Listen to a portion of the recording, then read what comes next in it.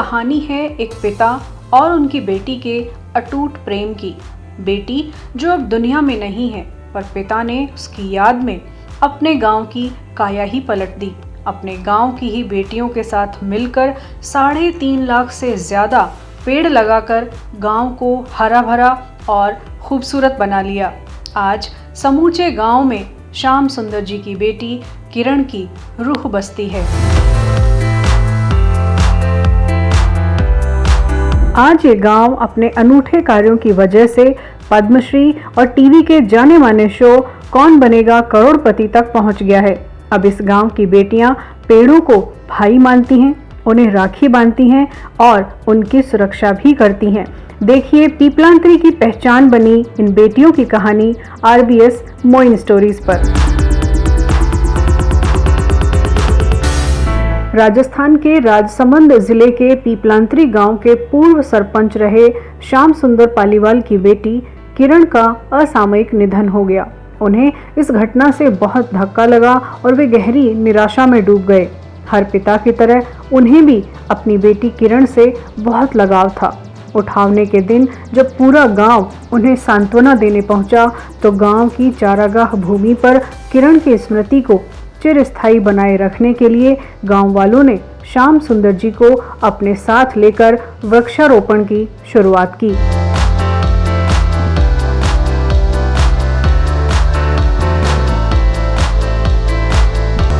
इस प्रकार गांव वालों द्वारा पौधे लगाने की इस पहल ने उन्हें बहुत खुशी दी। उनके दिमाग में ख्याल आया, जो होना था हो गया। ईश्वर की मर्जी के आगे किसका जोर है।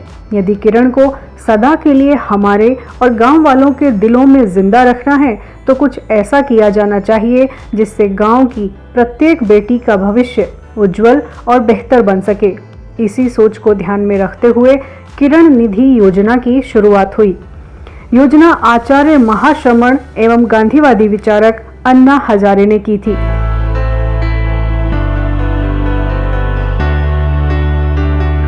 पीपलांत्री गांव को आदर्श ग्राम, निर्मल गांव और पर्यटन ग्राम के रूप में जाना जाता है। दुनिया भर के लोग इस गांव के कार्यों को देखने आते हैं।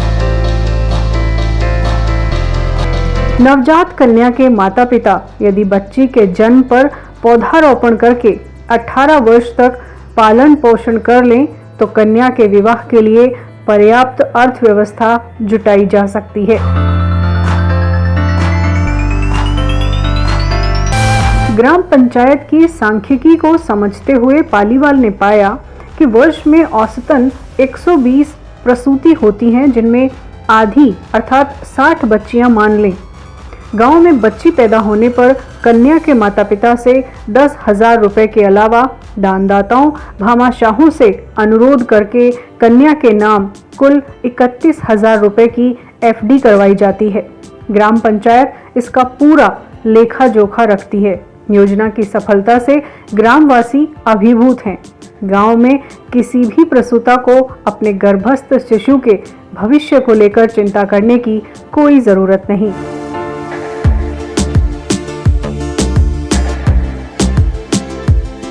वर्ष 2006 से इस गांव में बेटियों के नाम पौधे लगाए जा रहे हैं।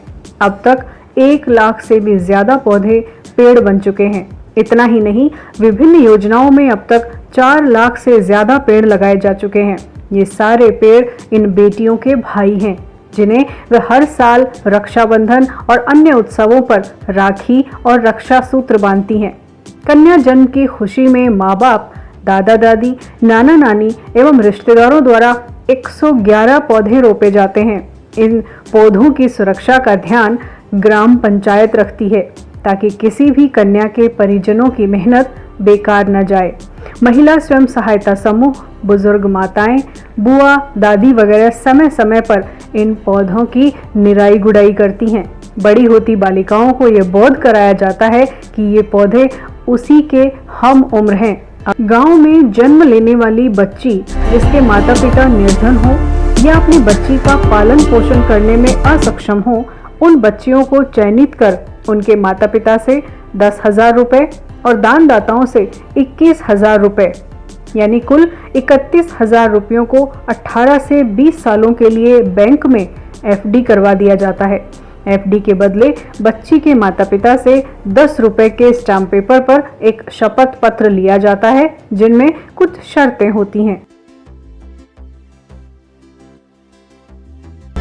शर्तें इस तरह की होती हैं, जैसे मेरे परिवार में कोई भी व्यक्ति भ्रूण हत्या नहीं करेगा, बेटी के जन्मदिन पर लगाए गए 111 पौधों एवं बेटी का पालन पोषण समान रूप से किया जाएगा, मैं अपनी बेटी को शिक्षा से वंचित नहीं रखूंगा, मैं अपनी बेटी का बाल विवाह किसी भी परिस्थिति में नहीं करूंगा, न होने दूंगा, बेटी के बालिग होने पर यह रुपया उसकी उच्च शिक्षा अथवा शादी ब्याह में खर्च करूंगा, बेटी के जन्म पर रोपे गए पेड़ जो अब वृक्ष बन चुके हैं उन पर गांव का अधिकार होगा। जोधपुर के युवा कलाकार प्रमोद प्रजापति ने इस कड़ी में एक सफलता और जोड़ दी। उन्होंने पेडल स्टैंड सहित करीब 7 फीट की एक मूर्ति सीमेंट से बनाई है, जिसके जरिए किरण, पानी, पर्यावरण, बेटी बचाओ का संदेश दे रही है।